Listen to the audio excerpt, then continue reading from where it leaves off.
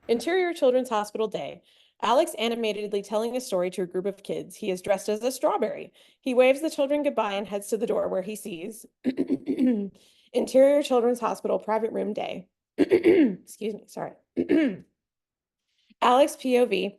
Henry standing next to a young girl's bed. She wears a cap over her bald head. Henry's talking sweetly to her. She laughs. Angle on Alex watching this. Exterior Children's Hospital Day.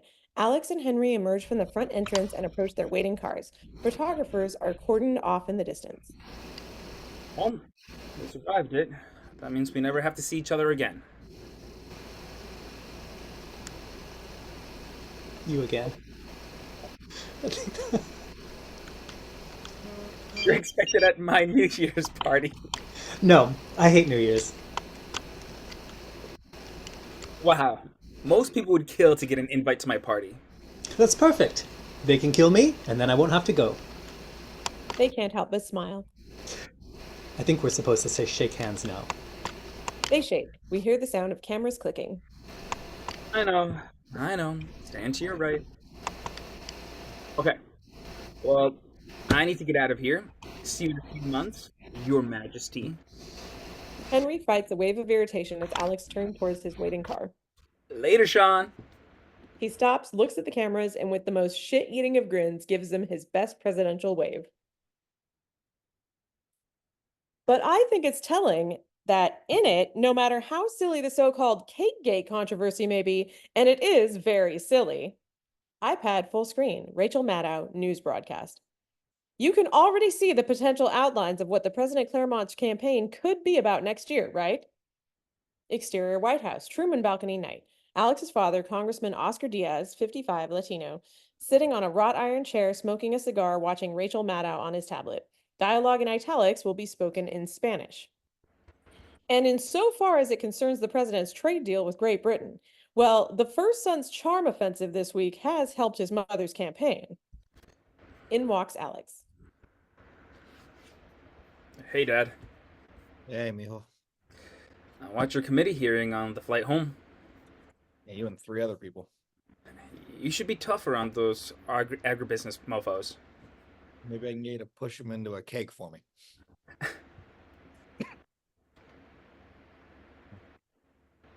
What do you got against him anyway? I mean, he seems like a nice enough guy. Oh, come on, Dad. He's elite and privileged and lives in a palace. Oscar reaches over and brushes his hand across Alex's shoulder. What? What's that? Oh, just brushing that old working class chip off your shoulder. Hey, you and Mom taught me to question authority. Meanwhile, you're now elite and privileged and live in a palace. Your mom is the epitome of authority. It's funny how life works. Speaking of your mom's authority, don't tell her I was smoking. Interior coffee shop day. Alex is leaving with the takeaway coffee. He passes the table on his way out and... Alex! Angle on Miguel Ramos, a reporter in his late 20s working at a table. He is handsome, direct, charming. Hey, Miguel. What's up? ADC slumming it in the Shaw. Got a minute? ECD. Yeah, I could hang. Alex sits across from Miguel. Nice damage control this weekend. I had no idea you and the prince were such good friends. Yeah, well, neither did I. They smile and then look suddenly awkward. There's clearly something going on between them, but before it gets too weird... Hey, do you mind if I put on my journalist hat? Only if you actually have one of those journalists' hat, like they do in the old movies. Promise I'll wear it for you sometime. Is your mother's campaign nervous the Republicans are going to nominate Richards? The only Republican who makes us nervous is Abraham Lincoln, and I doubt he's running. You see, this is why I ask you these things, because you give me quotes like that. You have to let me use it. Not a chance, Miguel. You're such a tease. How about sources close to the president? Alex is tempted, but... I'm gonna pass. Then, Spanish. Off the record, of course.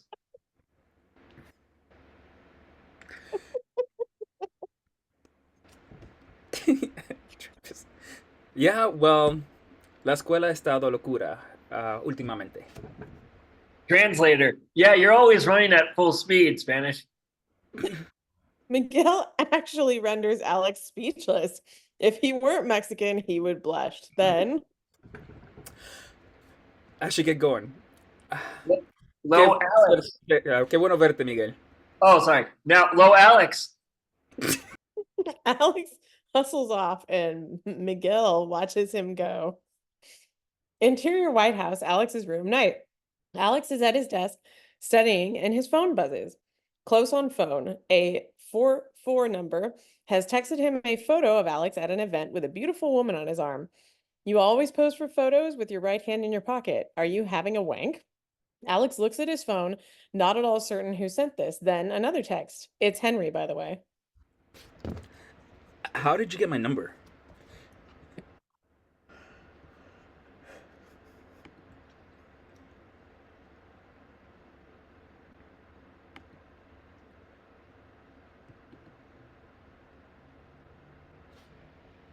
Jared, do you want me to read the text? M16, not kidding. Okay. Sorry. Followed by an image of Spy Kids. Alex rolls his eyes but does save the number. HRH Prince Dickhead, followed by the poop emoji. Interior White House, outside Oval Office day. Alex is walking through the West Wing offices when he spots a copy of People open to a photo of Henry on a beach with arm around a beautiful young woman in a bikini. Alex snaps a photo, then starts typing. Close on the phone. He's texted the photo to Henry along with, "You have a lot of moles. Is that a result of the inbreeding?" As Alex types, we see images from People magazine appear around him, defaced by playful doodles he's made on his phone. Interior Georgetown Lecture Hall day. Alex in a lecture, taking notes on his computer. An iMessage alert from Henry pops up on his screen, linking to a Daily Star tweet. Is Alex Claremont-Diaz going to be a father? Then we see Henry's text. But we were ever so careful, dear. Alex laughs out loud, eliciting a shh from the student next to him. Sorry. Texting montage. We then follow Alex through his autumn, catching snippets of their text exchanges as Henry appears and disappears into frame. Alex jogging along the Potomac. I hate the tie you're wearing in Vogue. It's so boring. What do you have against color anyway? Gray's a color, thank you. Alex's dressing room. Alex at the mirror dressed for a black tie event. Just received a parcel of your mom's old campaign t-shirts. Is this your idea of a prank? The next box is full of thongs. I first read Zadie Smith as a teenager. Georgetown Lecture Hall. Alex is in a lecture taking notes. The student sitting next to him slides her phone toward him. You absolutely have to read Another Country by James Baldwin. The picture of Dorian Gray. In Love in the Time of Cholera. Ooh. Close on phone. A gif of Alex punching Henry in the arm during their interview. Also, Madame Bovary. I'm sending you a copy. Alex laughs, rolls his eyes, shakes his head, and gets back to taking notes.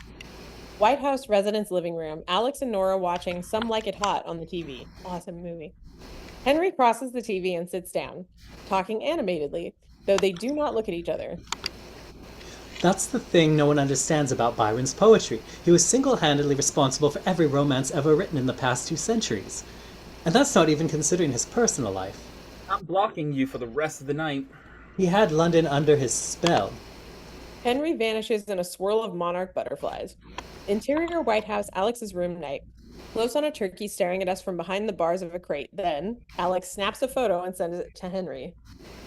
Good God, man, what have you done? So, there's this American tradition where the president pardons a turkey before Thanksgiving. I don't understand. Don't you have to commit a crime to be pardoned? Don't look too closely at it. I found out that they keep the turkey in a luxury hotel suite the night before the ceremony. I mean, can you think of anything more wasteful? Alex lays a blanket over the crate. Perhaps this conversation. Anyway, I convinced my mother's staff to keep it at the White House, and they put the little asshole in my room. Alex crosses to the other side of the bed. As he does, Henry appears on Alex's bed eating a box of Jaffa cakes. While in the same shot, they never look at each other. Don't ask Mommy for a pet if you can't take care of it. Why are you awake? Because some bellend called me at 3 in the morning to talk turkey. What's a bellend? Look it up. I'm also a world-class insomniac. I'm in bed with my dog, watching Bake Off. Never occurred to me that the royal family watches television. Well, we all share the same password. You're more of a human than I thought. They both turn on their side, facing in. Unlike before, this time they ultimately do interact with each other. Wow, Alex, that's so flattering. No, I just mean, you don't act like the kind of person who would name his dog David. Well, it's named after Bowie. Alex looks at Henry as if he were actually in the room. Wait, seriously? That's way cooler. Why not just call him Bowie then? It's a bit on the nose, don't you think? Have I surprised you in any way? Nope, you're just as ghastly as I imagined. Top shot, close on Alex as he turns away from Henry, looking up. A moment, then.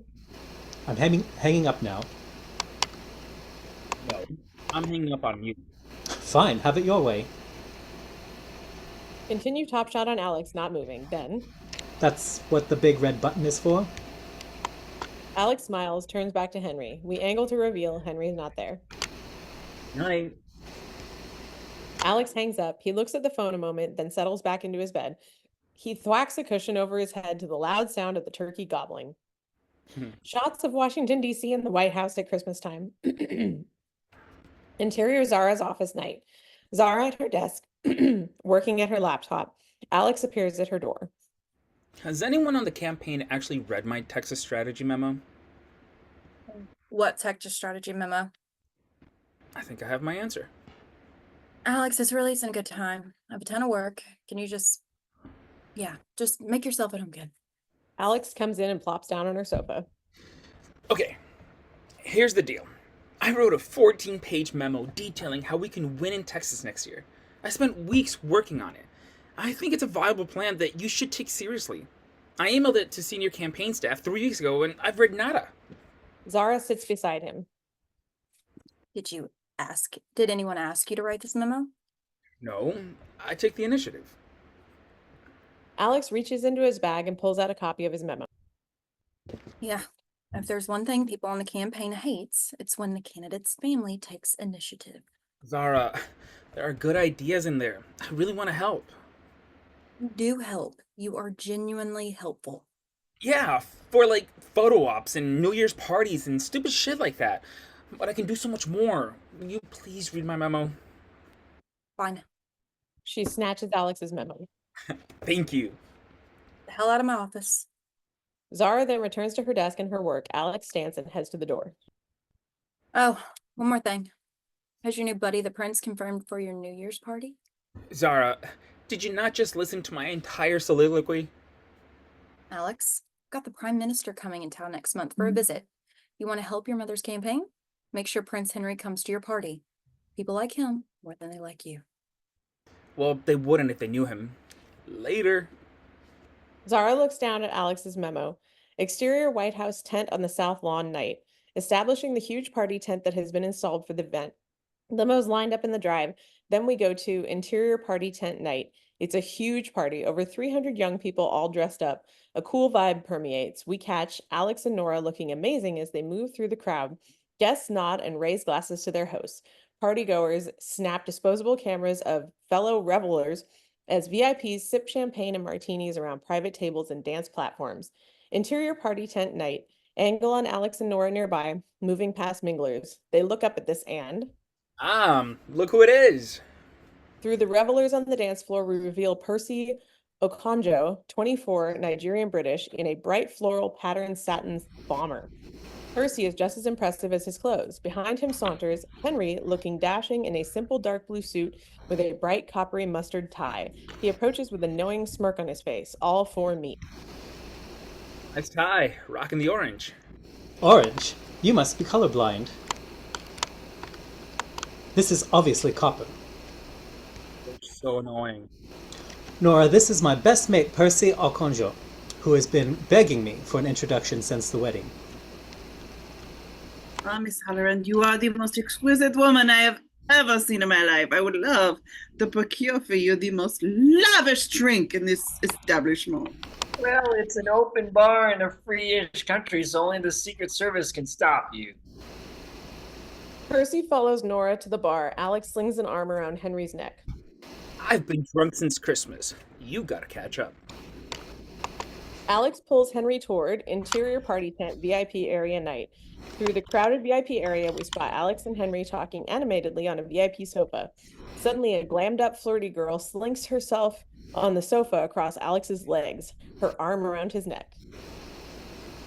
How are you doing? I'm good, how are you?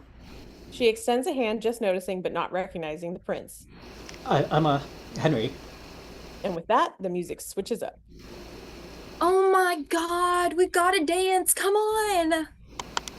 She grabs Alex's hand, tugging him toward the dance floor. He turns back to Henry. I'm gonna dance? You go ahead.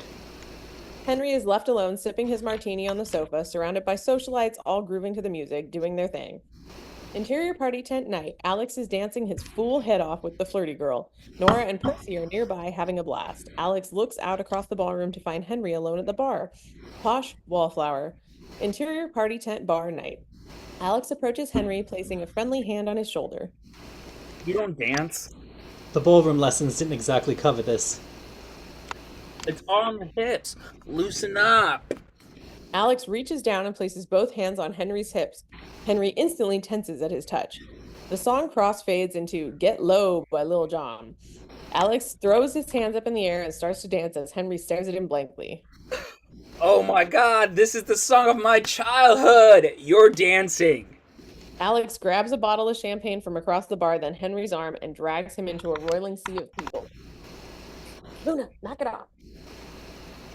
Interior party tent night. The party rages, lights and music blasting at full capacity.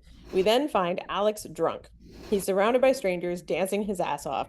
Nora and Percy are dancing nearby. Also Henry, who suddenly bops to the music while swigging directly from a bottle of champagne. Then... Sorry, did he just say, till the sweat dropped down my balls? Alex laughs at this ridiculously endearing question as he's pulled away by a girl wanting to dance. Wide shot of the party guests dancing. As one of the Get Lows and the lyrics, the crowd suddenly drops to the floor, leaving only Alex and Henry standing, staring at each other from across the dance floor. The crowd then rises again, obscuring them. Later, close on the DJ's hands switching up the track. 10 seconds till midnight, everyone! Inside the crowd, Alex is dancing with Henry, Percy, and Nora. The crowd cheers. Various shots of the crowd. 10, 9, 8, 7, 6, 5, 4, 3, 2, 1. Yay! Confetti cannons explode. The crowd erupts as we hit the collective Happy New Year! A young woman grabs Alex for a kiss. The flirty girl from earlier sees this and wants in. She pulls Alex in for an even sexier midnight kiss. Henry, crestfallen, turns and walks away. Alex looks up just in time to see Henry disappear into the crowd. Henry? Alex makes his way through the crowd. Everyone's hands are on him, wanting a piece of Alex Claremont-Diaz. Exterior White House, Kennedy Garden night. Henry, standing under an evergreen tree amid the snow, staring up at the fireworks, the Washington Monument behind him. What are you doing out here? Angle on Alex approaching. Wanted to get some air. I do something wrong? Do you ever wonder who you'd be if you were an anonymous person in the world? I was an anonymous, working class kid for most of my life. And then my mom became president. I'd be a writer. I'd live in Paris. I'd certainly date more. Yeah. Because it's so hard for a prince to get a date. People I date don't interest me. And the people who interest me, I can't date. Henry, I have no idea what you're talking about. Oh, Christ, you're as thick as it gets. Henry grabs Alex by the back of the head and kisses him deeply. Alex is at first surprised, but once he understands what is happening, he starts to kiss Henry back. Henry pulls Alex closer to him and they kiss longingly. In the moonlight, snowy White House grounds, they look so right together. Eventually, they pull apart. Alex stares at him, stunned. Henry looks at him, panic growing in his chest, genuine fear crossing his face. I'm sorry. Henry turns and runs away. Push in on Alex, who stands in the snowy garden, utterly gobsmacked by what just happened. Gobsmacked. I love that word. Interior White House, Alex's room night. Alex stretching on the floor in winter jogging clothes. He grabs his phone and texts Henry, "Are you alive?" On the TV, Governor Richards makes a speech about manufacturing jobs in the Midwest, live on CNN. Richards full screen on TV, continuing his debate speech. Interior, Nora's office, conference room night. Nora with a group of colleagues watching the debate. Food and beers on the table. They're playing a debate watching drinking game. We hear Richards say the word prosperity. Prosperity? They all chug their beers. Alex appears in the doorway. Hey, Nora? Hey, what's up? Got a minute? From the look on his face, she knows this is important. She takes her beer and leads him out of the conference room and into interior Nora's office night. She sits down at her desk. Alex follows her in. We see the conference room and the debate through the glass wall behind Nora. Okay, what's going on? So, funny thing happened on New Year's Eve. Henry kind of kissed me. From the conference room, we hear Nora's colleagues yell at the TV. I totally and privately called that. Shut up, Nora. You did not. Hey, it's my job to analyze data, and he has never once checked me out, and I'm what someone consider exquisite so far from. So from where I'm sitting, Henry's Kinda gay. more like the first 50 rows of Gaga concert kind of gay. But he's always dating a different girl. Oh, honey, princes aren't allowed to be gay. You should know that. Alex notices the beautiful flowers on her desk. Did I forget your birthday? Not yet. Remember Henry's friend Percy? Are you into him?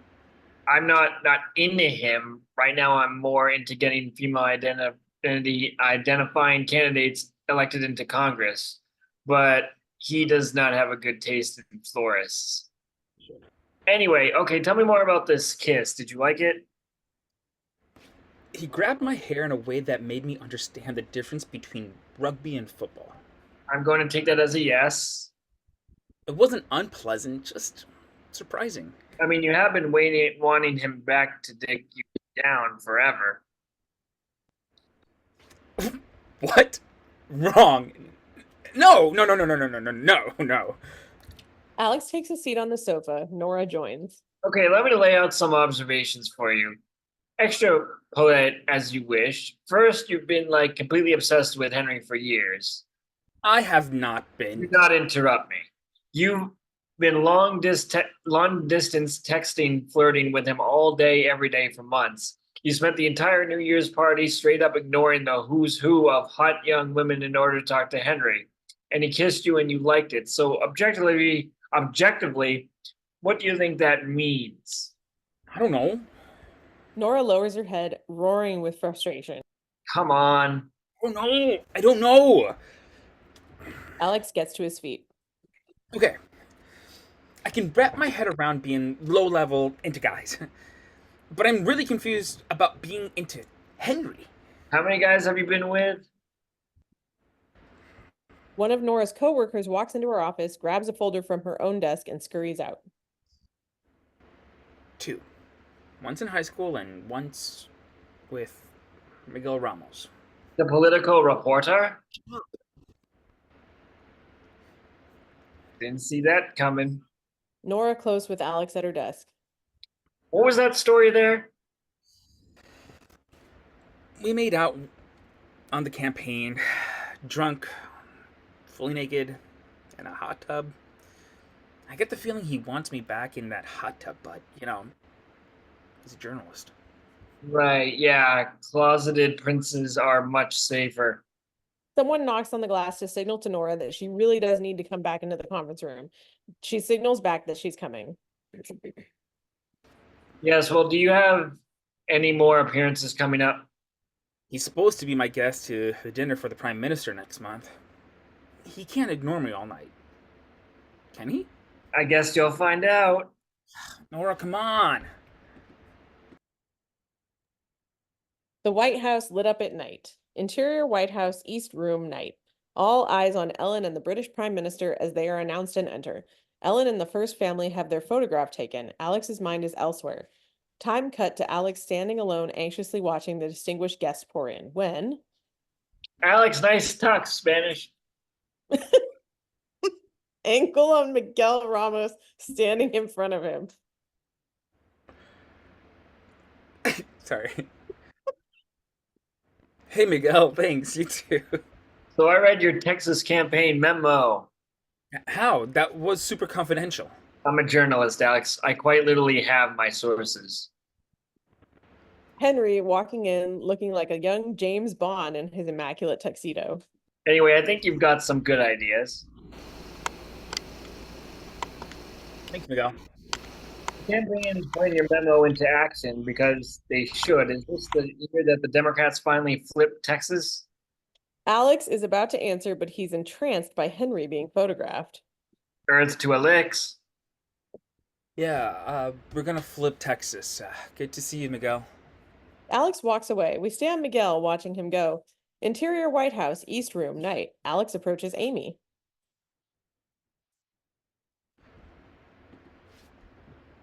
I need your help. Where's the threat? Do we need to clear the room? What? No. I just need to talk to Henry in private. Their POV, Henry talking with an older couple across the room. Amy flashes a look of understanding at him. The best I can do is the red room. You take him any further and his security team will taser you.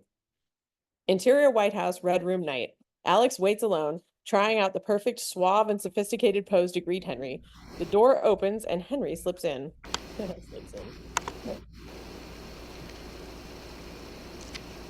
Look, I know I owe you an explanation. My behavior has just been appalling.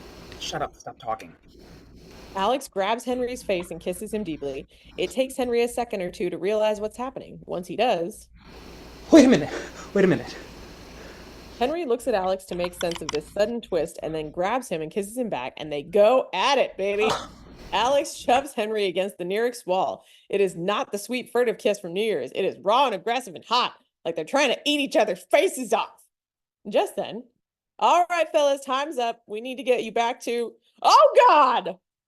They quickly break apart, pretending to be casual. Interior White House, East Room night.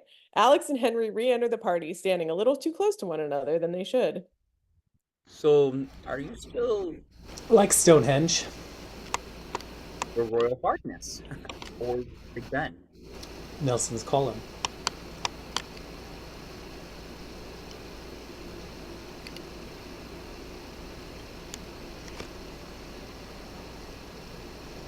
Is that animal one of your guests, Alex?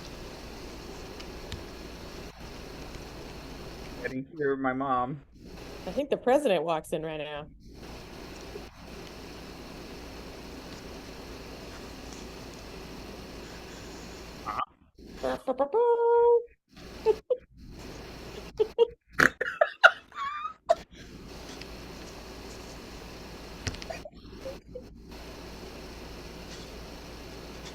You are.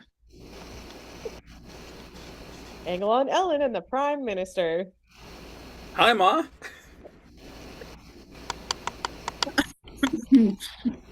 Prime Minister, this is my son, Alex.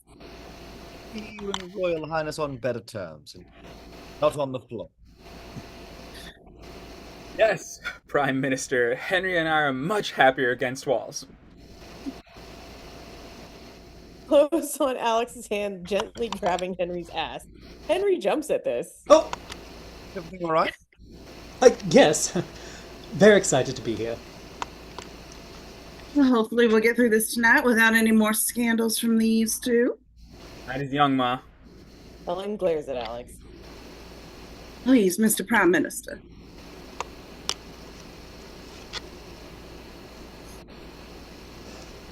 She escorts the Prime Minister away.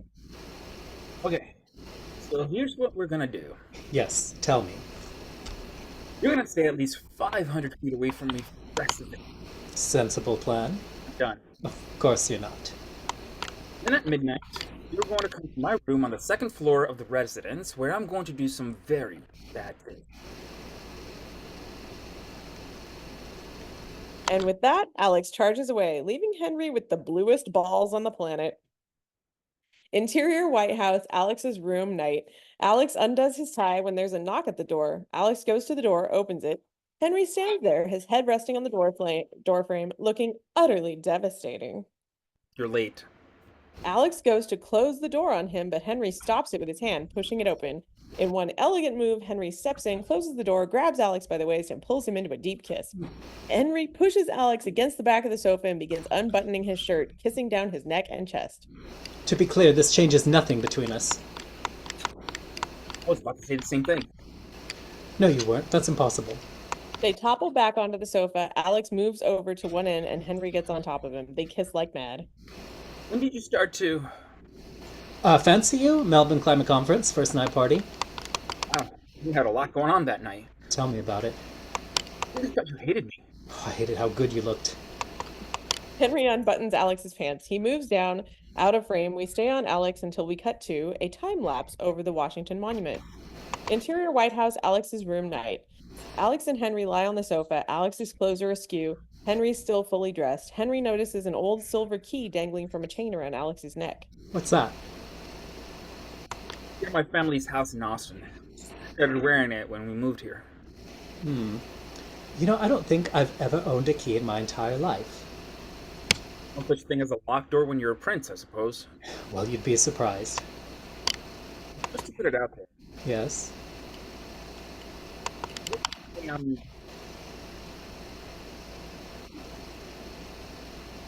Noted.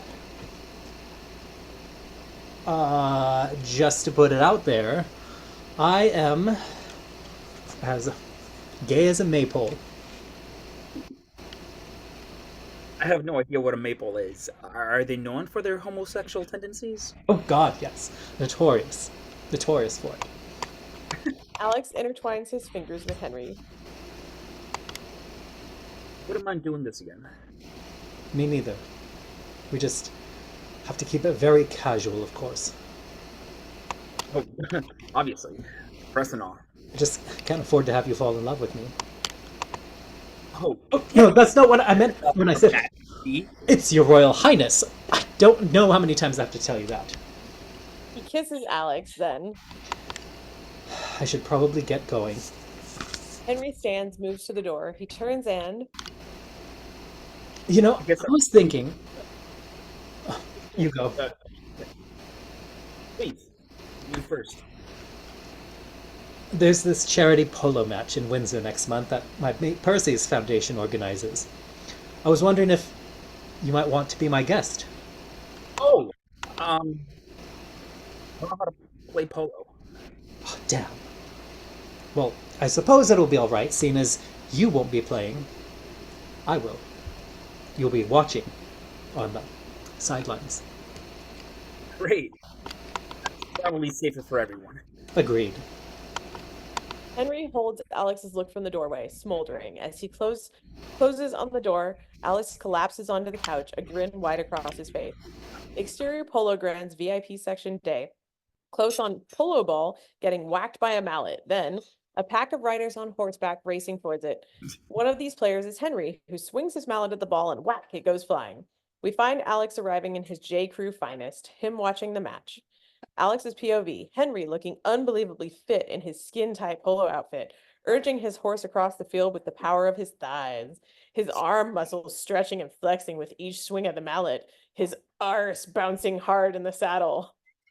Back to Alex, who has never been so jealous of a saddle. All of the above starts to crescendo with intensity. It is intercut with Interior Polo Grounds, Team Tent Day. Alex and Henry enter the small changing area, the walls lined with saddles, riding crops, bridles, and reins. Henry grabs Alex and kisses him. They attack each other, pawing and kissing. Alex can't decide where to put his hands because he wants to put them everywhere at once. The sounds of people just outside the tent seems to add to the urgency. Alex lifts Henry onto the counter, starts unbuttoning Henry's trousers, and yanks them down as there's one final whack of the polo mallet striking the ball. Exterior Polo Grounds, Team Tent Day. Alex and Henry emerge from the tent, attempting to make themselves look as tidy and nonchalant as possible. Are you hungry?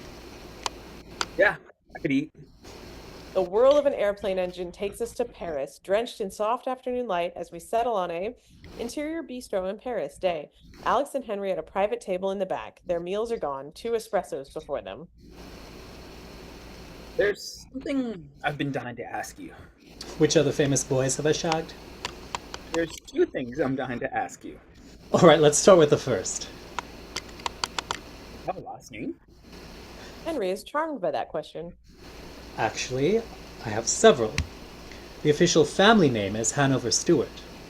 My father's surname was Fox, so my full name is Henry George Edward James Hanover Stewart Fox. Alex whistles in amazement. I thought Alexander Gabriel Claremont-Diaz was a mouthful. He is. Exterior park in Paris, dusk. Alex and Henry walk through a park. Their security details follow. Does anyone in your family know about you? My sister B is the only one I've told.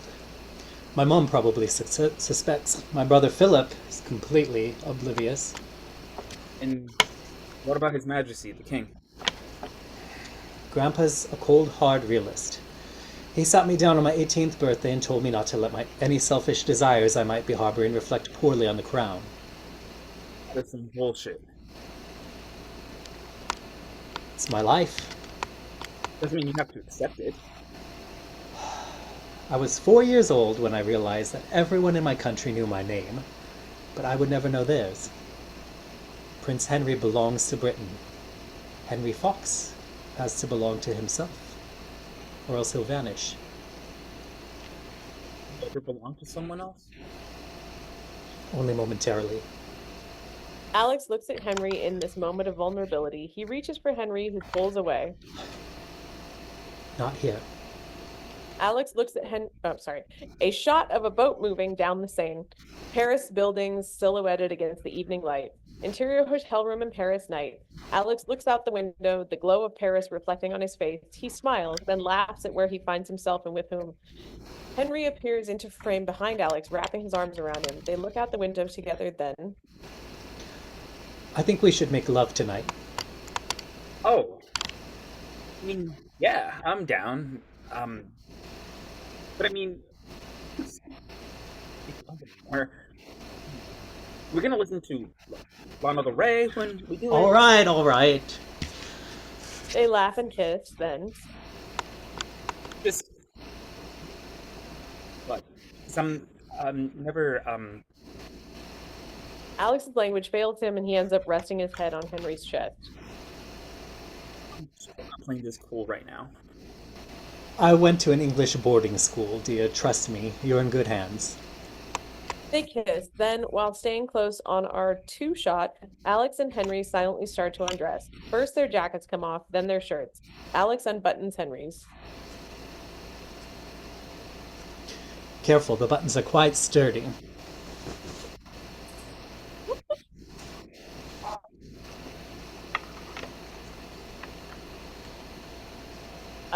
It's the first. Sorry, I can barely hear Kevin, so I didn't hear that last line. It's the first time Alex has seen Henry shirtless. He takes in an eyeful, then Henry takes Alex's hand and places it on his chest. Alex feels Henry's heart beating, and then he moves his hand up to Henry's shoulder, then to his bicep. All the while locking eyes with him. Reverse angle as we trace Henry's hand down Alex's back. Back to two-shot as Henry and Alex remove the rest of their clothes off camera. They look at each other, taking in the sight of one another, smiling and continuing to stare a hole into each other. Close on their fingers intertwining, close on Alex's hand on Henry's hip. Henry reaches forward, lifting the key around Alex's neck in his palm. Alex moves Henry back toward the bed. They fall back, kissing madly, their faces and bodies entwined. The rest of the scene will be composed of medium shots. Their faces and torsos are all we see. The sexual action happens off camera. Throughout, we stay focused on their faces. Henry reaches down out of frame and slowly guides Alex inside him. Deep inhale from Henry, deep exhale from Alex. Alex slowly starts to make love to Henry. They stare at one another as if in amazement at this moment.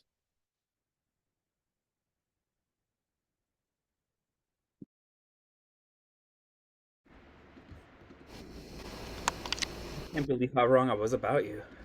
Most people are. They kiss and continue to make love. Interior hotel room in Paris night. Alex and Henry in bed, holding each other, their legs entwined. Is there any part of you that wishes you weren't the son of the president?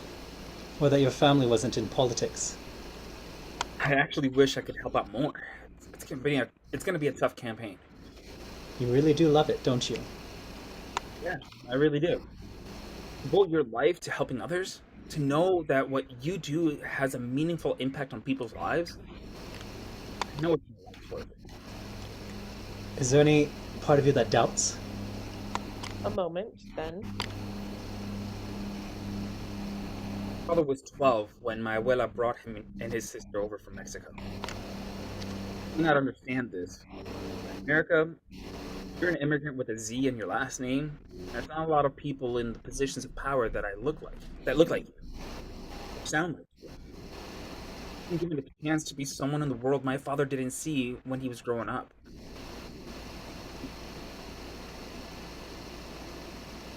Henry kisses Alex's shoulder.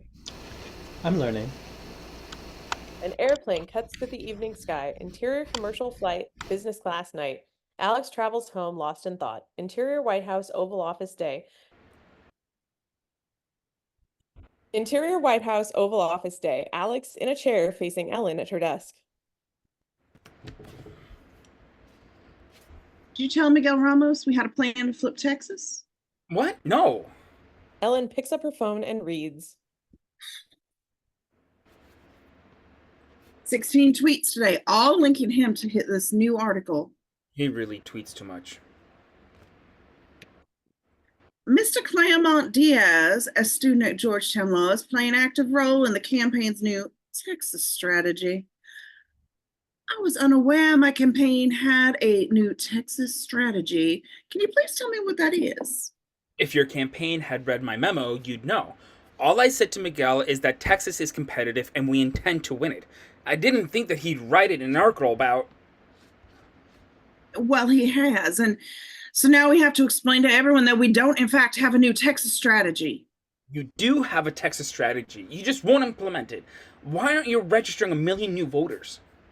Why aren't you firing up the youth vote, building a grassroots movement? Why aren't you fighting for your home state, Ma? I am fighting for my administration and for the people who can't afford to have Jeffrey Richards become president. I will now be the first woman to lose re-election to this office. Ellen picks up a red folder and tosses it across the desk toward him. What is that? Our latest internal polling. Richards is killing me in the Rust Belt. That's where we need to focus, not Texas. You're being idealistic when I need you to be realistic. Is that why you got into politics? To be realistic? Do you think that's what the people really need right now? Oh, sweet, sweet summer child. I do not need a lecture from you about idealism. I was 28 when I was elected to the state legislature. I had 150,000 constituents. Now I have 330 million. They need me to be realistic so they can be idealistic. If you don't understand that, then you have a lot to learn about politics, kiddo. Then, You are no longer allowed to speak to the press. Do you understand me? Yes, Madam President. Alex heads to the door but stops as he gets there. 27. What? You were 27, not 28 when you won your first election. Ask any of the women who work for you. They'll be able to tell you that. Alex leaves. Ellen sits there looking at the fabled room she calls her office. Interior Zahra's office day. Zahra is at her desk. Ellen appears at the door. Zahra stands. Madam President, do you need me for something?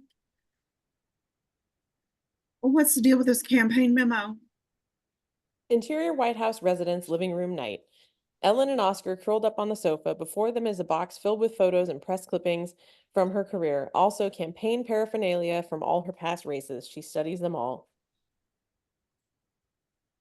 Oh, I remember that. Alex walks in, backpack slung over his shoulder. What's all that? My first Texas campaign, your grandmother saved everything. Press clipping, every button, every flyer.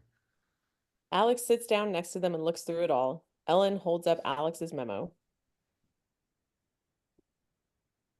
I read your memo. Go to work. We're sending you to Texas. Really? You'll have a shoestring budget, but you'll eat fast food every meal. Work 18-hour days, and you love every minute of it. What do you say? When do I start? Pushing in on a smiling Alex as we begin email campaign sequence in which we follow Alex on the campaign trail while he and Henry exchange emails. Shots of beautiful Texan countryside and sprawling farmland. Dear Henry, greetings from the Lone Star State. Interior Texas Campaign Headquarters Day, Alex meets with a group of young volunteers in the Bare Bones campaign office they have opened. It's hard to put into words how exciting it is to be back here, working to get my mom reelected.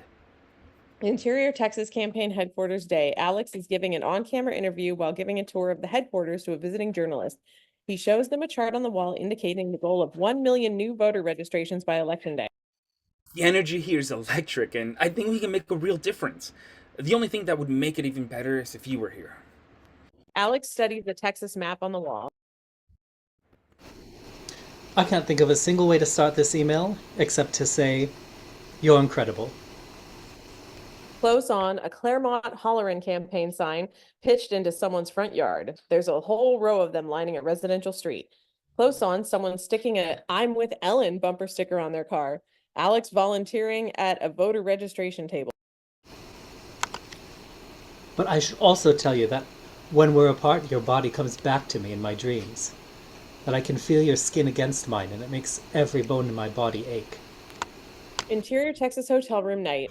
Alex and Amy play cards in his hotel room, burgers, fries, and a bottle of red wine beside them.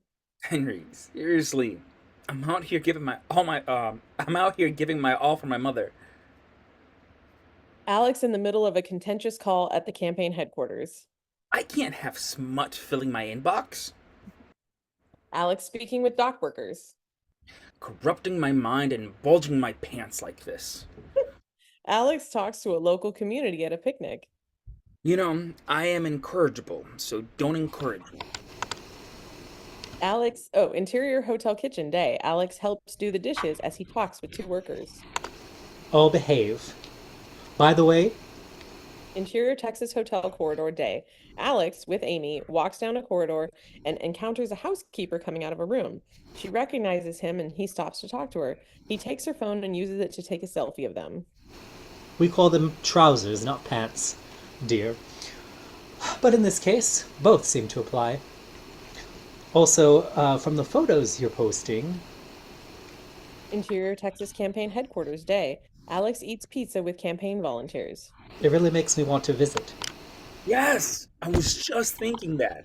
Alex gives an on-camera interview to a group of reporters in front of a farm. I wanted you to come and see it one day. There's so much I want to show you. I think you'd really like Austin, most especially. Interior Texas Campaign Headquarters Day. Alex steals a quiet moment to check his phone. He reads something wonderful from Henry and smiles.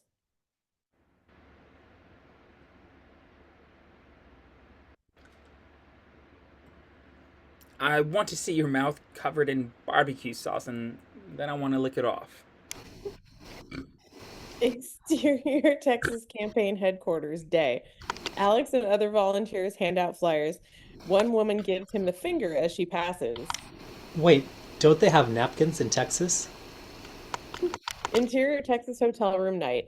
Alex alone on his bed watching the news where Henry is at a ribbon cutting. I wish I could, but my duties keep me here. It's becoming increasingly difficult attending mindless ribbon cuttings. Interior White House residence night. Ellen and Oscar watch Alex giving a TV interview. While you're out there changing the world. I'll be damned, Alex. I miss you. Interior Texas hotel gym day. Alex runs on a treadmill. Dear Henry, I miss you too. I'll admit this to you and no one else. For all of my big talk and all my certainty, I'm secretly afraid I'm going to let my mother down. Interior Texas hotel room bathroom day night. Alex practices his convention speech, the text taped to the mirror before him. I understand what you're saying, and I believe what you're describing is called as imposter syndrome. Alex standing on the back of a pickup truck speaking to a crowd of young people. But I know that you are not an imposter. Interior Texas Campaign Headquarters Day. Alex returns to the chart measuring new voter registrations. We just hit 1 million voters! Alex high fives his team as they cheer. They've far exceeded their goal of 1 million and are still growing. I'm reminded of one of my favorite quotes from Sense and Sensibility. It isn't what we say or think that defines us.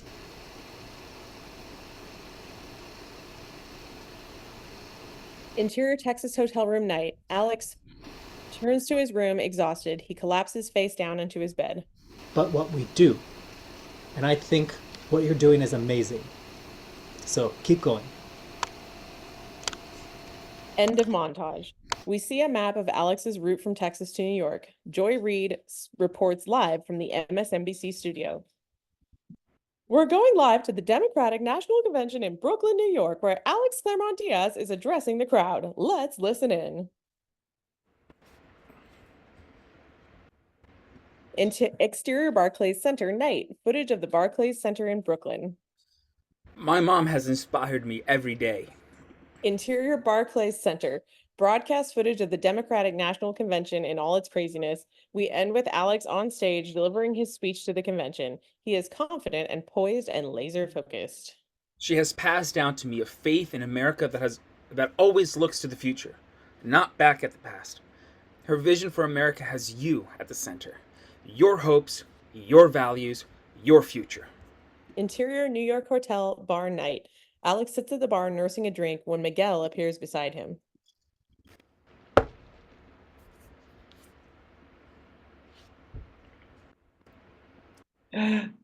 Spanish, great speech. You. Hey, Miguel. You looked really, really good up there. Thanks. You know, we're both staying at this hotel tonight. Tell me something. Do you honestly believe that we're ever hooking up again? Well, I don't anymore. Is there a problem between us? Yeah. The problem is you sandbagging me and my mother's campaign on your little wannabe Washington Post website claiming we had a plan to flip Texas. Which you do and have enacted and confirmed when we spoke about it on the record. Well, the only thing that I'm confirming tonight is that you're an asshole. Feel free to use that quote. Buenas noches, cabrón. Alex gets up and turns toward the entrance to the bar, only to discover Henry walking in. Their eyes lock and Alex rushes to them, at him, trying to chill his excitement. Weird. Bit of skullduggery. Amy helped me plan it. Alex then turns to look at Miguel at the bar, fuming from their interaction and staring directly at them. We need to get you up to my room now. Interior Alex's New York hotel room night. Alex and Henry burst into the room and start going at each other, kissing and hurrying out of their clothes. Interior Alex New York hotel room night. Later, they cuddle on the sofa in bathrobes, the remnants of room service dinner on the coffee table before them. They eat chocolate mousse from a glass. Have you ever cooked for yourself? Once, unsuccessfully. Have you ever been on Grindr? Once, unsuccessfully.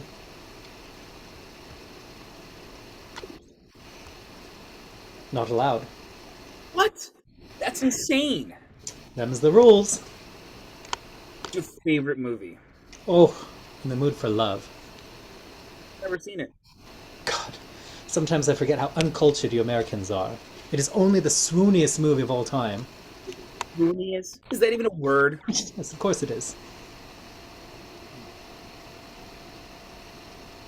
You ever had your heart broken? The day my dad died. Alex sets the dessert down and rests his head on Henry's side. Interior Alex New York hotel room morning. Alex and Henry asleep in bed when a pounding on the room door and Alex Claremont-Diaz, it's almost 7. You have interviews to do. Let's get going. Alex bolts up, awake. Henry, wake up. Alex shakes Henry, who groans and slowly wakes. The banging continues. What's going on? Come on, let's get your mother reelected. Oh shit. Alex and Henry jump out of bed. Interior New York hotel hallway, same. Zahra pounds on the door, then listens at it, the faintest sound of speaking. Is there someone in there? Be right with you, Zahra. That's it. I'm coming in. She uses her key to open the door and steps inside. Interior, Alex's New York hotel room, same. Reverse angle on Alex's naked behind as Zahra barges in, instantly shielding her eyes. Put clothes on now. Alex pulls on some clothes while Zahra does a quick visual sweep of the room. Empty wine bottle, late night room service, and a bed slept in by two. There's no one here, Zahra. Yeah, right. Where is she? Zahra, no one is here. Oh, really? Zahra picks up Henry's phone from the nightstand. Well, that no one left her phone in here. Zahra charges into the bathroom looking for her culprit. Okay, so she left her phone in here. Big deal, Zahra. Where is she? Hello? Hello? I'm gonna get dressed and I'll meet you downstairs. Hello, little Missy. Zahra, please. It's all chill. It's all chill. You hook up with some rando the night before your mother's acceptance speech. You don't have her sign NDAs. Of that, I am certain. And then you let her bring her phone in here, transmitting God knows what to God knows who. Yeah, Alex. Yeah, that's really chill. Then, a low bump in the closet. Zahra makes a beeline for it, opening the door to reveal Henry, standing there in his boxers and his unbuttoned shirt. His cheeks are crimson with embarrassment, but he is a prince after all, so he stands up straight and says, Good morning. Zahra starts to go through some kind of mental and mechanical meltdown, like a computer in a death spiral.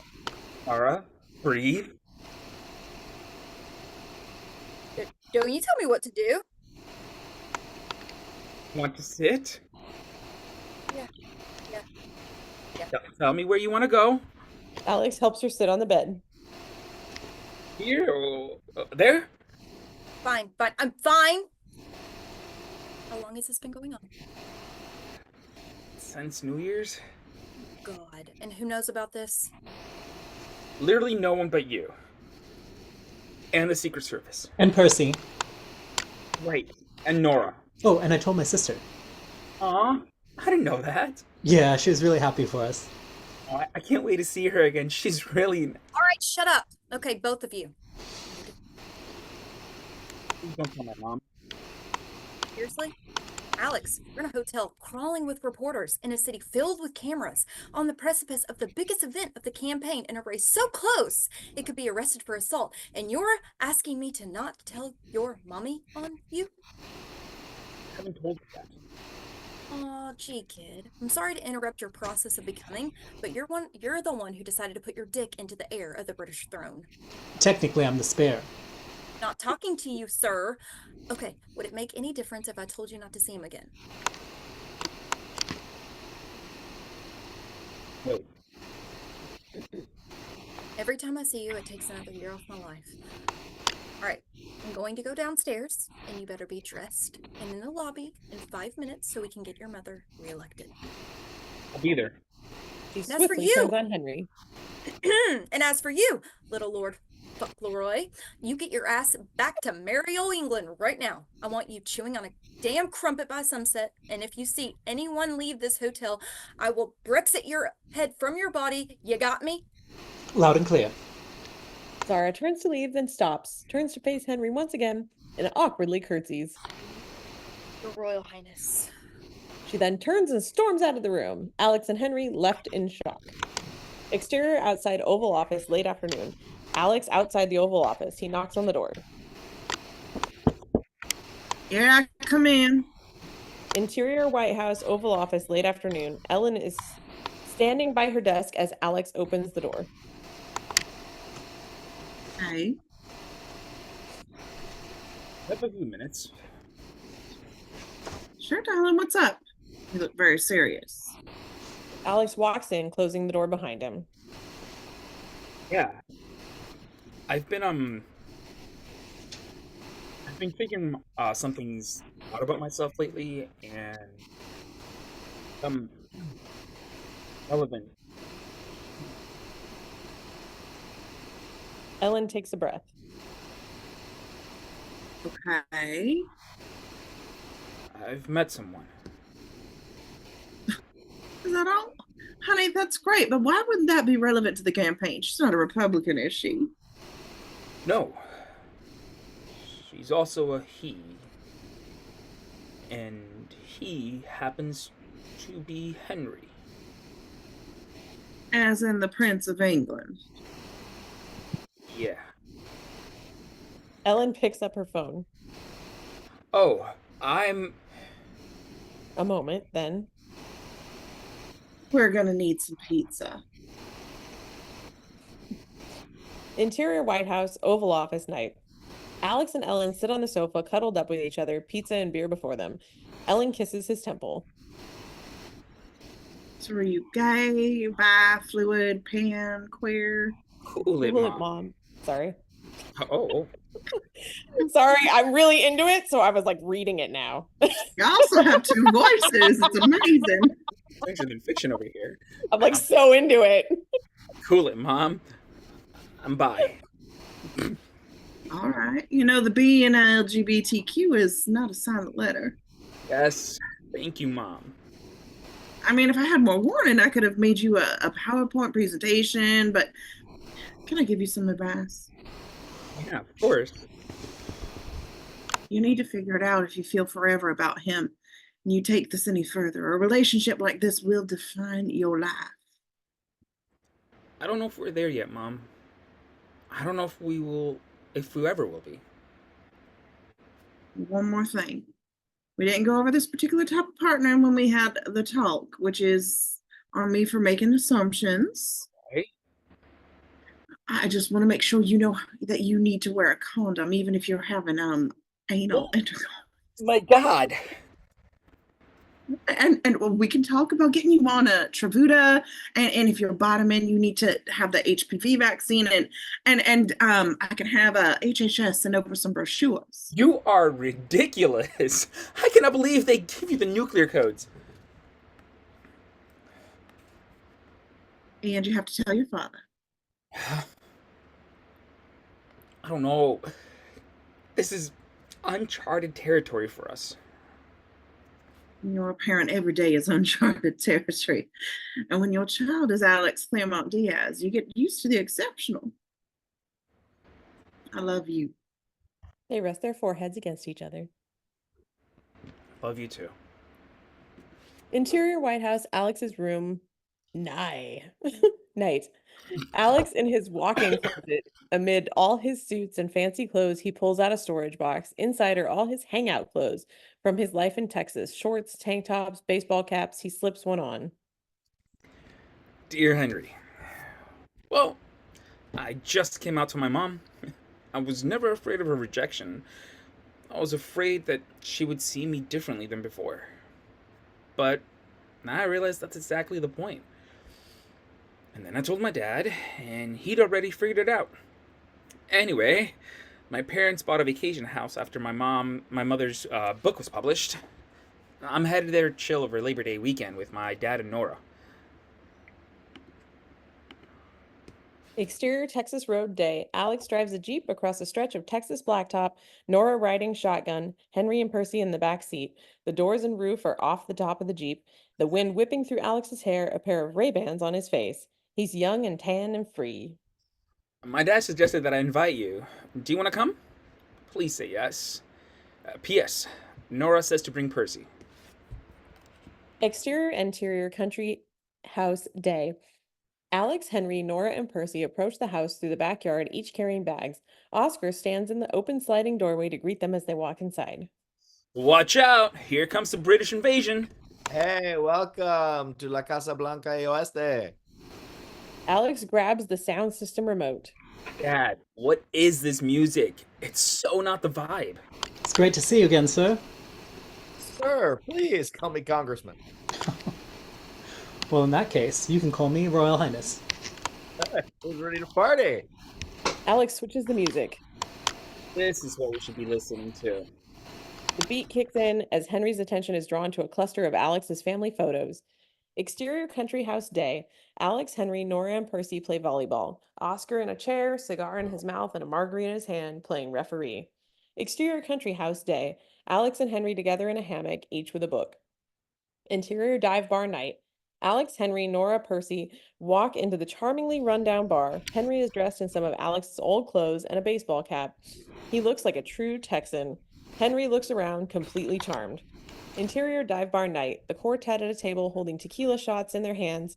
There are about a dozen other patrons inside. Amy and several other Secret Service and Royal Security stand guard.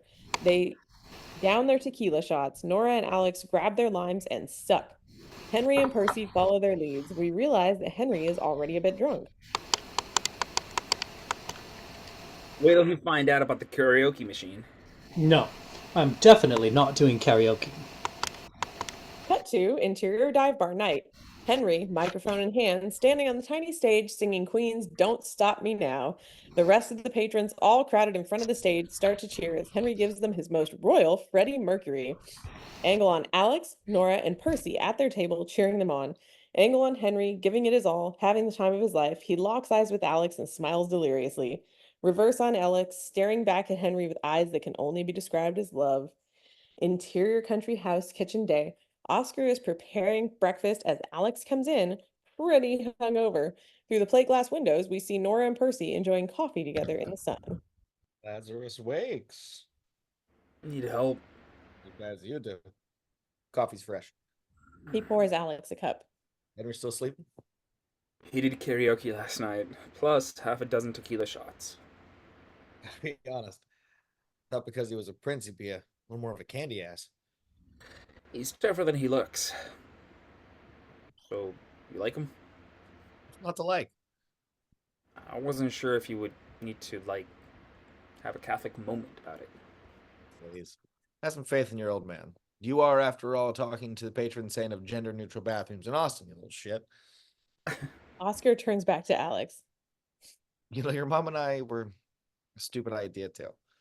We were just babies when we had you. Nobody thought we'd make it, and look at us now. Sometimes you just gotta jump and hope you're not standing on a cliff. Exterior platform, private lake day. Henry lays in the sun on a floating platform in the middle of the lake, at peace. Alex emerges from the water, pulling himself onto the platform and shaking his wet hair all over Henry. Shower time! God, you're such a cretin. Don't get off. Alex, happy with his prank, lays down next to Henry. I've been thinking. I seriously doubt that. I've been thinking about how my life is going to be a lot different after the election. How so? Well, I'll hopefully be in office again, and we won't have to worry about winning another national election. And I'll have a lot of more freedom until it's my turn to run for office, of course. Of course. I thought maybe next summer we could come back here for a couple of weeks. Naked, have sex anywhere on the property we want. We can walk through Austin holding hands, and it won't even matter if anyone sees us. I can take you around to all the places I grew up, and you can get to understand my life a little more. Close on Henry's face, he knows it will always matter. I never felt this way about anyone. Henry sits up, looking out at the water. There's a rope attached to my chest, and it keeps pulling me towards you. It's so right. Henry's face tightens into a grimace of emotional pain. It's as if all the joy is draining from his body. What I mean to say is, I love... Henry drops into the water and we follow him, surrounded by the murk, the faint tendrils of daylight still visible. He holds his breath for as long as he can, then swims away from us. Henry emerges. Alex now stood up on the platform behind him. Henry? Henry, where are you going? Henry swims to shore, not daring to look back at Alex, who grows more and more distant in the background. Interior country house, Alex's room night. Henry lies awake with the lights out. Interior country house, Alex's room night. Late at night, Henry, fully dressed, watches Alex sleep, regret etched into his face. He then grabs his bag and leaves. The royal jet takes off. Interior royal jet night. Henry in his seat. He takes out his phone and starts to type a message to Alex, but decides against it. Interior Kensington Palace, front hallway day. Henry walks into the front hallway of Kensington Palace the next morning and is attended by several members of staff. His beagle, David, rushes to greet him. Hello, David. Hi, it's so good to see you. Exterior Kensington Palace, Gardens Day. Henry and Bea walk along the pebbled path of Kensington Palace Gardens, shaded by an archway made of trees. What happened in Texas? I ended things with Alex. Oh, Hen, I'm so sorry. Did Grandpa find out? Not this time, but I felt myself getting too close, and I didn't want to break his heart. What about your heart? They turn into a formal garden area washed with the violet tones of lavender. Have you thought about calling Mum? Last I heard from Mum, she was off saving elephants in Botswana. Perhaps I have to grow some tusks. God, she'd better not abdicate, or find herself at the top of a staircase with Philip around. It's all so silly, isn't it? The idea of royalty in the 21st century. It's so antiquated. Sometimes I wonder if what we do has any meaningful impact on people's lives.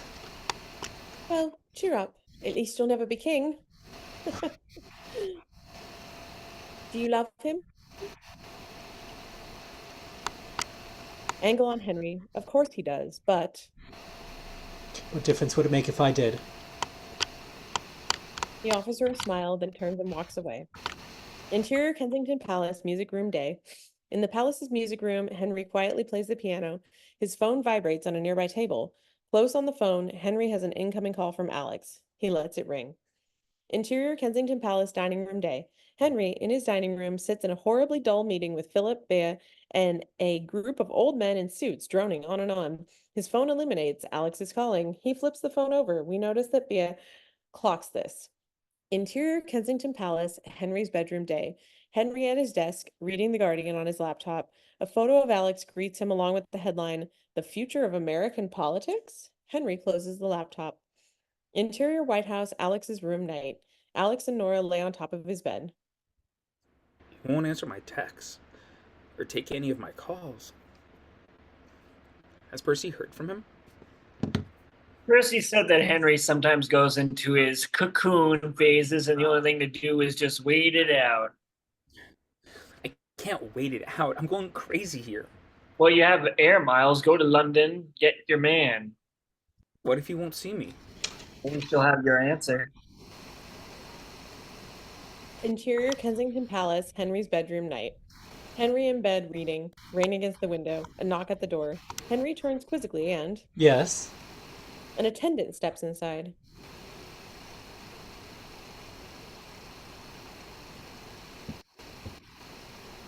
Sir, Mr. Claremont-Diaz is at the gates. He insists on seeing you. Interior Kensington Palace gallery, same. Henry comes out onto the gallery, looking down at the front hall. Angle on Alex standing downstairs, drenched from the rain and looking like he hasn't slept in days. Can we please talk? Back on Henry, not at all pleased. Interior Kensington Palace, Henry's bedroom night. Henry charges into the room and Alex follows. The storm outside intensifies. I'm going to let you say what you need to say, and then I would like you to leave. What's going on, Henry? A week ago we were happy and then you disappear without a word. I think you at least owe me an explanation. I've done nothing but explain myself to you this past year. I don't know what more you want me to say, and I don't appreciate you barging in here in the middle of the night. Well, I'm sorry I can't turn my feelings off as easily as you. Do you honestly think this is easy for me? What else am I supposed to think? You won't talk to me. All I know is I'm the one here willing to fight for us. Because it costs you nothing. I've been losing my mind this week because the man I love has vanished from my life without an explanation. I flew across an ocean. I stormed a fucking castle to look you in the eye and tell you that I love you, knowing that you wouldn't say it back. So no, Henry. In fact, this is costing me everything. If this is over, I at least deserve to know why. Henry recoils as though he's been punched in the chest. He turns to face the fire, regaining himself. He violently turns to face Alex. Oh, for Christ's sake, Alex. For once, I wish you would just see me for who I am and not who you want me to be. Sometimes I don't think you know me at all. I'm not like you. I can't afford to be reckless. I wasn't raised by a loving, supportive family like you were. I have centuries of history bearing down on my shoulders. My life is the crown, and yours is politics, and I will not trade one prison for the other. I can love you and want you and still not want that life. I'm allowed. All right? And it doesn't make me a liar. It makes me a man with some infinitesimal shred of self-preservation. And you don't get to come in here and call me a coward for it. Henry turns back toward the fire. I would never call you a coward. We can figure out a way to love each other on our own terms. No one else's. That is simply not possible, and you know it. Alex closes his eyes in disappointment. Fine. I'll leave you. And you can live in your tower and protect your heart for the rest of your life. Nothing will ever happen to you. Henry, nothing will ever happen to you. If you want me to go, you have to tell me to leave. Please, don't make me. The only way you're getting rid of me, because I would never leave this room if I didn't think there was any hope of holding on to the happiness that I found with you. And if you think otherwise, you don't know me. So tell me to go, Henry. I promise I'll walk out that door and trouble you no longer.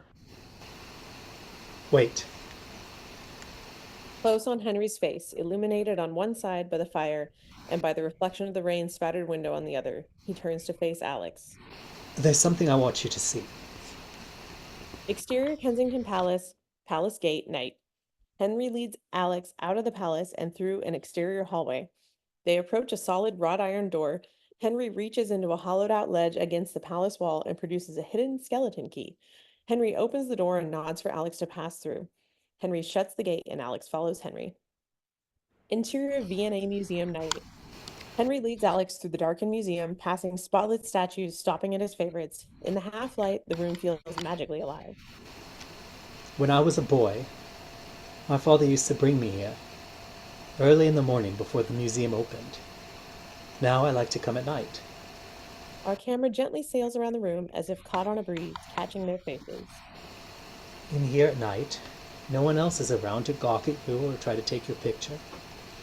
You can slip in between the statues like a shadow. They continue on.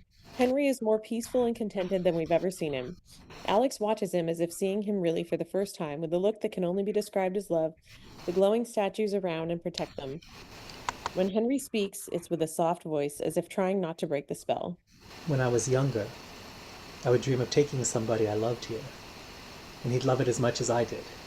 And we'd dance right here in the midst of all these statues, just a daft prepubescent fantasy. Henry starts to continue on, but Alex stops, pulling out his phone. Perfume Genius performing a cover of Elvis Presley's Can't Help Falling in Love starts to play. The music turns Henry back toward Alex, who smiles at him, offering his arms up to dance. Henry bashfully stands in place. Alex begins to sway, his gravitational pull getting stronger on Henry.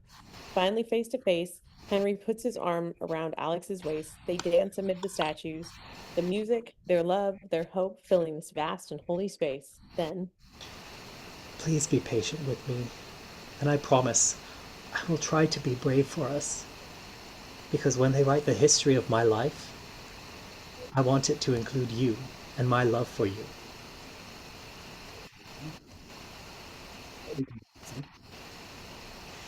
they continue dancing. Music continues as we cut to interior Kensington Palace, Henry's bedroom day.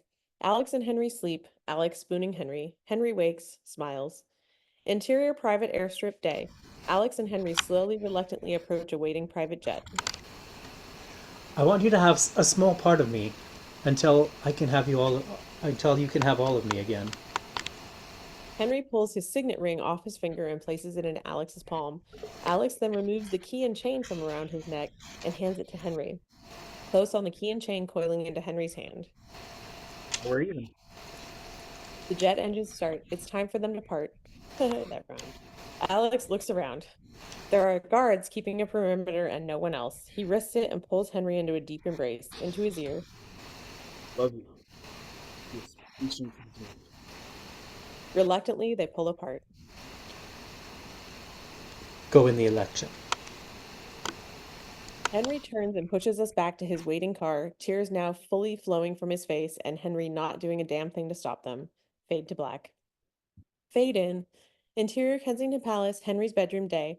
Henry stirs awake with his dog David to the sound of voices and footsteps moving rapidly in the hallway. Something is wrong. Interior Kensington Palace, drawing room day. Henry walks in to find Bea with Sean and a handful of palace advisors all huddled around a coffee table, which is strewn with newspapers. They look up as Henry walks in, the staff rising to bow for him. What's going on? Is it Grandpa? Bea moves quickly to Henry. She sits him down. Your emails to Alex have been hacked. They were posted overnight to Reddit. The Mirror and the Sun ran them this morning, and now security photos of the two of you at the V&A have been popping up. Henry, his world imploding, he looks up at her.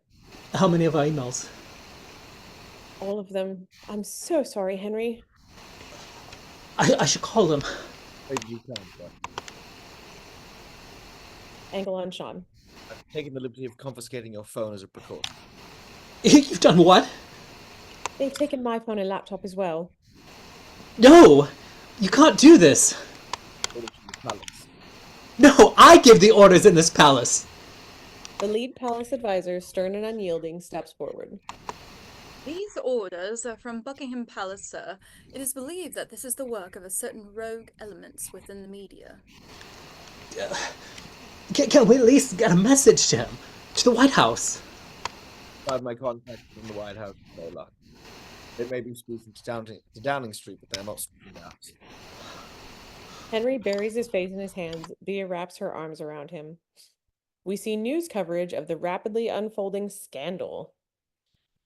A British journalist reports on the email leaks. The emails, which the Mirror is calling the Waterloo Letters, detail the months-long romance between Prince Henry and Alex Claremont-Diaz, the son of American President Ellen Claremont. The channel flicks to MSNBC and Rachel Maddow. As details emerge about Alex Claremont-Diaz's relationship with the prince, the White House is trying to stay on message. We see video of Ellen in the Oval sitting next to the Japanese Prime Minister taking questions from the press. This is obviously a critical time for the president in her re-election bid. Polls have her in a dead heat with Governor Richards. The channel changes to Joy Reid on MSNBC. Now we have Miguel Ramos of Politico, who was the first American journalist to break this story. Alex sat in bed watching the Don Lemon interview on his laptop, and who has written extensively about it in the week since the leak. On the laptop, across from Joy Reid, on split screen, is a suited Miguel being interviewed.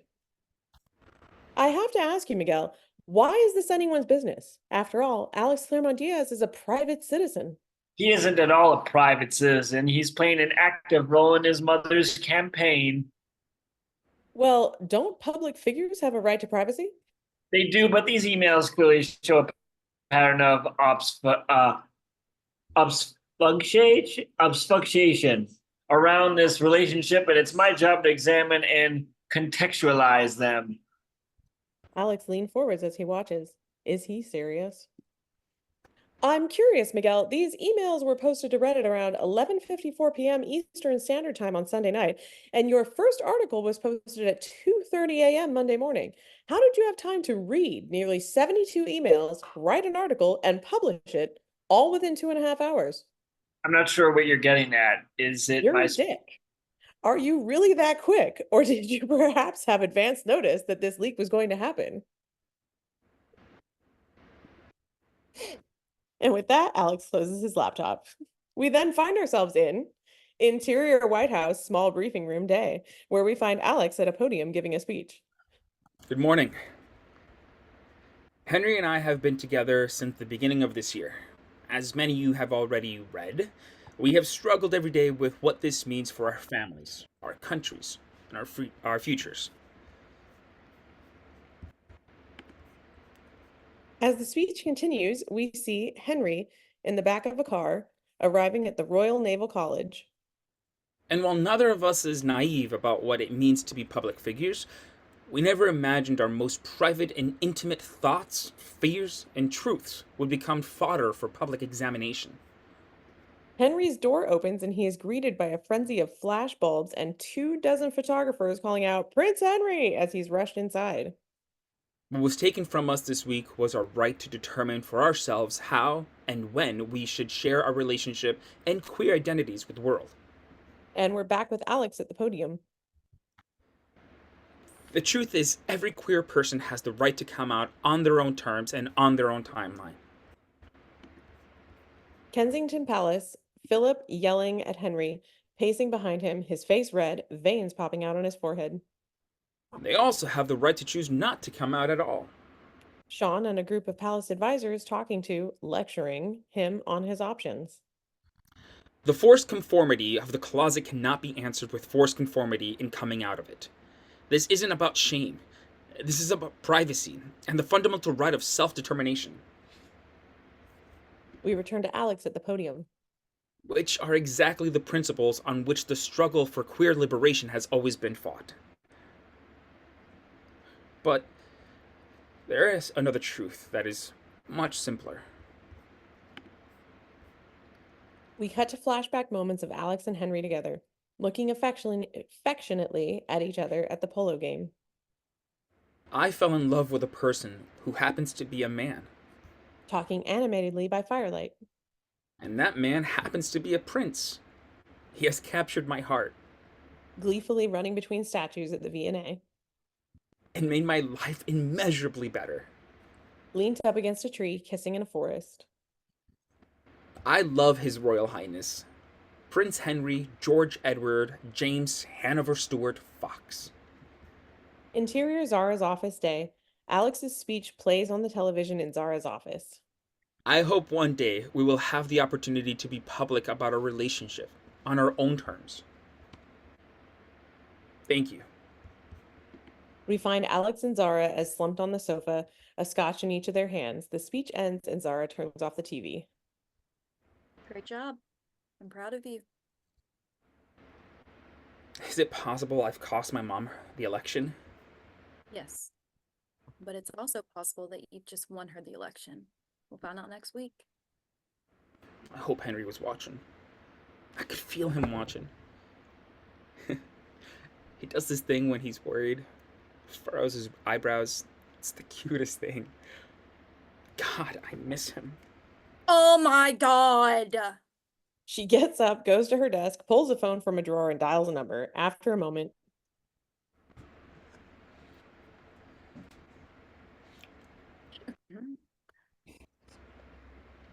John Shravitstia. Yep. This is Zahra Baxton. Look, I know we've said we've only used these phones in an emergency. Well, welcome to that emergency. I've got the first son in my office mooing over the prince like a cow in labor, and I'm not going to get any work done until you put these two lovesick homosexuals on the phone with one another. I don't care if any of those wrinkled white men at Buckingham Palace have to say about it. I want you to march your skinny, perfect ass over to the prince, hand him your phone, or so help me God, you will never see me naked again. Wait, what? I thought you might see it that way. Yeah, we'll hold. You might be lousy at keeping secrets, kiddo, but I'm not. Zahra, I could kiss you. Touch me and die. interior Kensington Palace music day. Find Henry at the piano, playing the cantata. As Sean enters holding an iPhone. Henry stops playing, looks at the phone in Sean's hand, and takes it. Hello? Baby. Henry breathes for the first time in days. Alex! Oh my god. Are you alright? Hang in there. Are you okay? No. No, I'm not okay. You know what? I'm not going tonight. Conversation continues as we cut ahead to interior Kensington Palace staircase day. Henry rushes down the stairs as Alex rushes up them. They meet in the middle, kissing and falling down onto the steps together. Hold on until I get there. We'll figure this out. Hurry, please. Break the sound barrier for you. Interior Kensington Palace music room day.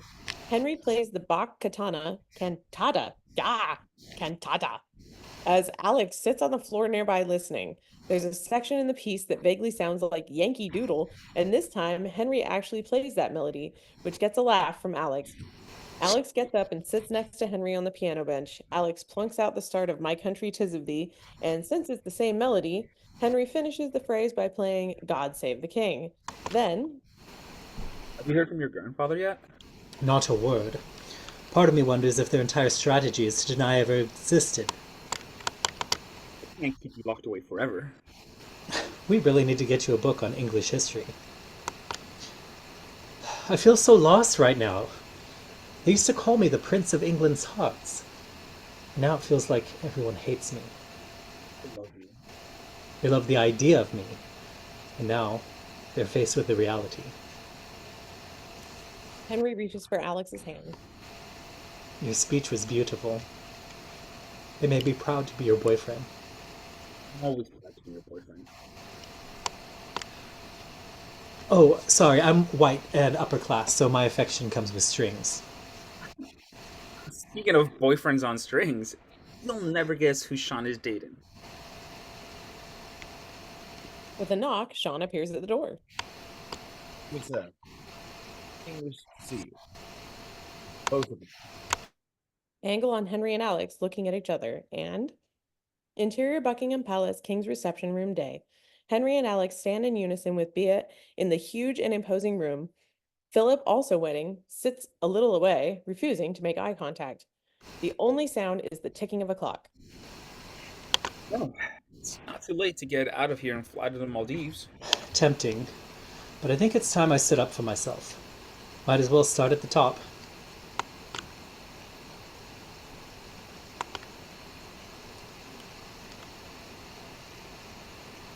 Prince Philip?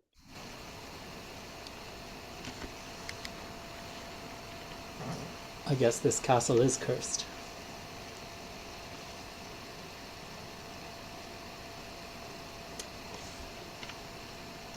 My brother was supposed to be here. I think he's upset that I called him a dick. Punctuality, I thought, was a big British thing. I was talking about Miguel. I hold on. I think I actually did lose my place this time. This time I actually did. Well, I almost had it. Spanish words, though. Bottom of 98. 98 Oh, PDF. shit. I thought I really had it. Bottom 98. Then we're going to 98. There's 97. After 97 comes 98. Then after Oh, the 98 bottom of the comes 98. 99. Oh, okay. So there's the king. No, you're Philip. You're Philip. Oh, yes, I am Philip. Well, I'm Travis, but tonight I'm playing Philip. Okay, I'm ready. And you're Spanish. But to throw away your future because of one mad infatuation. No. Hold on. 97 on the thing, but 98 on the PDF. So Hilariously no. saying the less you say, the better. yeah. Oh, hold on. Okay, so I'm going to 97. Back to Philip. Let me go find Philip. I swear I saw him today. Where is he? Hold on, I'm looking for Philip. My guy. Oh, no, let me go. I went too far. Stop narrating it. Okay, do you It's know all the Spanish. Oh, there he is. There he is. PDF page 98, number 124? Do you see that? The less you say, the better it'll be for you. There you go. I found Philip. I found Waldo. I do not need your advice, Philip. Yes, well, you continue to make a mockery of yourself, and in return, I will. The double doors at the end of the room are opened by an attendant, and the king walks in. Mufasa. His grandchildren freeze at the sight of him, bowing for him. Henry nudges Alex to follow suit. The king doesn't acknowledge this obeisance, and heads directly to his stately desk where he lights a cigarette. He gestures for them to be seated. He considers speaking, but decides to keep them waiting, instead approaching his bar to pour himself a large whiskey. Neat. As he does. During the Second World War, our intelligence services initiated a clandestine disinformation campaign against our enemies. While we employed it as a wartime necessity, there were a number of unscrupulous governments who routinely concoct wholesale fabrications about prominent people in order to further their own natural interests. I wonder, Henry, do you suppose that might explain these unseemly reports? Close on Henry. The choice is before him. This is the moment. It's all true, Grandpa. The king absorbs that blow with great dignity. He steps forward, standing behind Philip. Nevertheless, I have directed Palace Communications to issue a firm denial of these accusations. They're not accusations. They're the truth. Truth from which I am determined to protect you. I don't want your protection. I want your support. Not yours to decide which of the two you adopt. I am as much a part of this family as anyone here, and I deserve to be happy. Oh, Henry, no one is suggesting that you don't Me? deserve. Are you the Oh, king? sorry. That's the wrong You guy. see my crown? Yes, Your Majesty. Oh, Henry, no one is suggesting that you don't deserve to be happy, but to throw away your future because of one mad infatuation. have him killed. The king clears his throat, silencing Philip, then returns to his desk, his back to his family. He listens. Have you read our emails, Philip? Oh, God, no, too many skeletons. Well, if you had, you would know this is more than just a mad infatuation. Alex and I love each other deeply. And we are committed to each other deeply.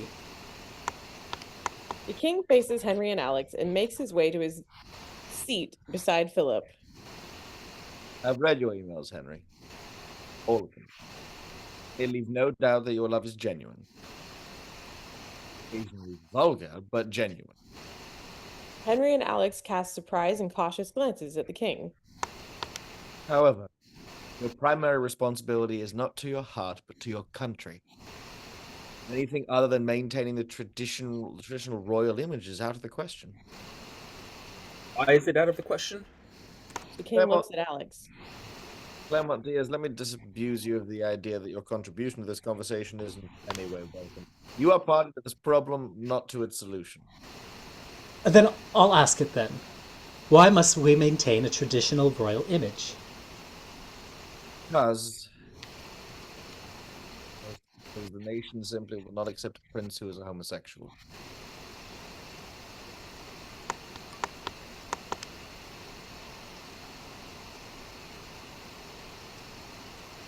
The royal advisor gingerly enters the room, crosses to the king. Let's tell me, what is it? The advisor whispers into his ear. Excuse me, sire. There's a very large crowd gathering outside. The king looks at the advisor. As this is happening, Alex reaches his hand over for Henry's. He allows him to take it.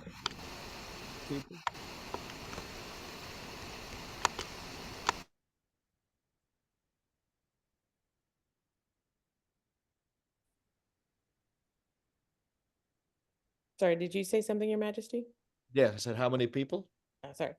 The advisor whispers the answer into his ear. Several thousand, sir, and growing. The king stands, as does his family. Right, that's settled then.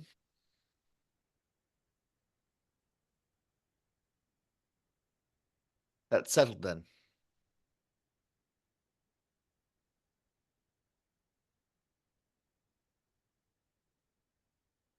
What is it that we've settled? Told to go home immediately and await further instructions. As Bea stands, her attention is drawn to the window. What's going on outside? Henry, be to the car waiting to take you back to KP. Oh, God. Henry, look at this. Henry, be at Kensington Palace immediately and take the American with you. Henry rushes to the window. Apparently, there's crowds gathered in Manchester, Sheffield, Birmingham, Cardiff, Edinburgh, Liverpool. From outside the window looking in, Henry looks out at the mall. Reflected in the glass, we see several thousand people gathered. Rainbow flags, Union Jacks, and even a few American flags as far as the eye can see. People with signs saying Henry plus Alex forever and Free Henry and First Son of Our Hearts. Close on Henry from outside, the dawning on his face is more than he ever tolerated. He is loved. I will no longer be the prince of shame and of secrets. He turns to face the king. Starting today, the world will know me for who I am, and not who you want me to be. He extends his hand. Alex smiles and makes a beeline over to Henry. No, you can't go out there. Grandpa, tell them that they can't go out there. Henry and Alex look at each other, hope and love filling the space between them. Henry looks at the king, who knows he's been beaten. Close, close on the king's face, humbled and a bit awed by this declaration. Then, my boy, are you sure this is what you want? No turning back if you go out there now. I certainly hope not. He looks at Alex. I love you. Love you more. I think that's up for debate. They kiss, then Henry faces the balcony, faces his future. Henry and Alex step out into the balcony, and the crowd goes wild. They smile and wave at the adoring crowds. Election night coverage on MSNBC. Rachel Maddow reports on the election results now in its final moments. Well, it has been a long election night. The entire race now hangs on Texas. It is possible we are just minutes away from knowing who the next president of the United States will be. Title, Election Night, Austin, Texas. Title, Claremont, 233 electoral votes, Richard, 265 electoral votes. With 265 electoral votes, Governor Richards has swept Pennsylvania, Ohio. We leave Rachel Maddow and follow interior VIP suite living room night. Alex and Henry enter the quiet hum of nervous energy. High-level staffers everywhere, all on computers or phones. Alex is very uptight. On my dad. Breathe, Alex. I'll brief them again. They make their way into the living room to find Oscar, Nora, and Percy watching election coverage on TV. The map of the United States is currently a sea of red. Crikey, that's a lot of red. We're gonna come down to Texas. Remind me how this works again. We're the blue team, right? They teach you in that fancy, that private school. You say the word, I'll get you enrolled at UT Austin. Alex turns and leaves the room. All eyes have turned to Texas, the president's home state. Texas, of course, has 40 electoral votes, which means very bluntly and simply, it's easy to do the math here. Whoever wins Texas is going to win the White House. As Alex wanders into interior VIP suite bedroom night, where we find Ellen huddled with Zahra and a speechwriter. Ellen marks up a piece of paper with a pen. The look on her face suggests she isn't working on a victory speech. Hey, Ma. Hi, hon. I want to say something like, this campaign was never about just me, it was about the country. We hope to leave our children. They continue their work as Alex turns and heads back into interior VIP suite living room night. Alex walks the halls to the sound of. You may remember that it was her son, Alex Claremont-Diaz, who was the driving force in turning her campaign's focus to Texas. And some people said that was to the detriment of the campaign's ability to carry the so-called Rust Belt states. Will you take a walk with me? Henry gets up, taking Alex's hand. Tonight, it was a bold gamble to focus on Texas. We're going to see tonight if it paid off. Alex and Henry go out into interior VIP suite hallway night. Past the Secret Service agents guarding the room, they walk halfway down the corridor. Alex leans against the wall. Henry stands lovingly close. I think my mom's working on a concession speech. You fought hard, and it isn't over yet. You still haven't noticed my tie. Alex takes a good look at Henry's tie, then smiles. Hello, roses. I read it was a thing in Texas. I thought it might bring you some luck. My God, I'm so grateful. Henry wraps his arms around Alex and holds him, Alex burying his face in Henry's chest. Then shrieks of joy emanate from the suite. Alex looks up at Henry, then grabs his hand, and they race down the hall. Interior VIP suite living room night, where they discover the room has exploded in celebration. Everyone is cheering, jumping, hugging, crying. On the TV, Claremont re-elected. The look on Alex's face isn't joy, it's shock. He immediately starts crying. He and Henry are pulled into a hug by Ellen. She whispered into Alex's ear. Thank you. Then, interior ballroom stage night. Ellen, Oscar, Alex, and Henry step out onto the stage, waving and smiling to the crowd. The flush of victory on the Claremont-Diaz faces and a timid yet very real smile on Henry's face. There are people who will tell you that elections do not matter, but try telling that to the auto worker in Michigan who worries whether or not their planet will be shut or their plant will be shut down. Interior ballroom stage night. As Ellen is giving her victory speech, we eventually push past her onto Alex and Henry. And tell that to the transgender high school student in Mississippi, voting for the very first time. Elections do matter because they give you a voice. Alex reaches down and takes Henry's hand, who looks at first to quickly panic and then relaxes and smiles. And your voice is blended tonight with the voices of millions of Americans all across the country. Millions of Americans just like you. Back to the VIP suite living room, as Ellen is pulled away from Alex and Henry to prep for the very speech we are hearing. Open-hearted, fearless, and alive to a bolder, brighter, braver future. Henry looks at Alex. What do we do now? Still have my key on you? Fade to black. Exterior Alex's childhood home night. Alex and Henry ride like teenagers through a classic American suburb. Alex veers off the road and onto his family's front lawn, pulling off an expert dismount. Henry, a little less adeptly, follows suit. They stand in front of their house, catching their breaths. The neighborhood is quiet at this time of night. Alex unlocks and opens the front door. Henry joins him in the doorway.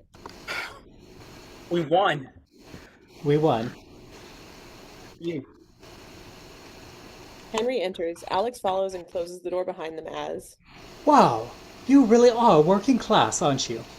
The camera rises up the front of the house as the lights inside come on. Oh, shut up, Your Majesty.